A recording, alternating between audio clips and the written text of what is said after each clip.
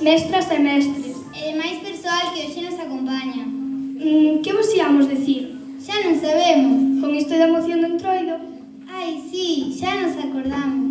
o que vos íamos decir é que... O que vos íamos dicir é que... Dilo ti ou digo eu? Dicimos as dúas. Vale. O que vos íamos dicir é que... Ante tua, na escola do Foxo coidamos o noso.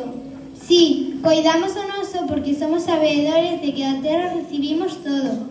A vida e os medios de vida. Por iso, na nosa escola do Foxo, comprometémonos a facer todo o posible para defender e coidar a diversidade. Comenzamos co alumnado de educación infantil.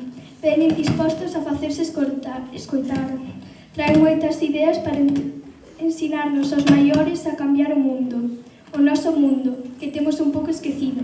Con todos vós, cambiemos o mundo!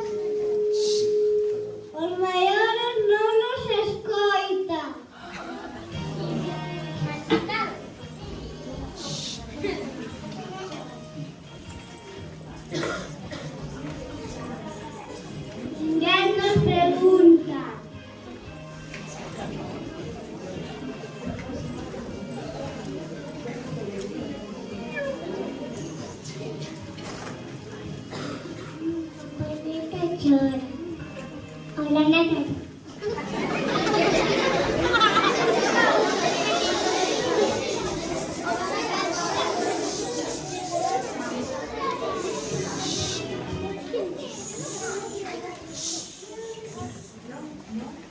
¡No hay contaminación!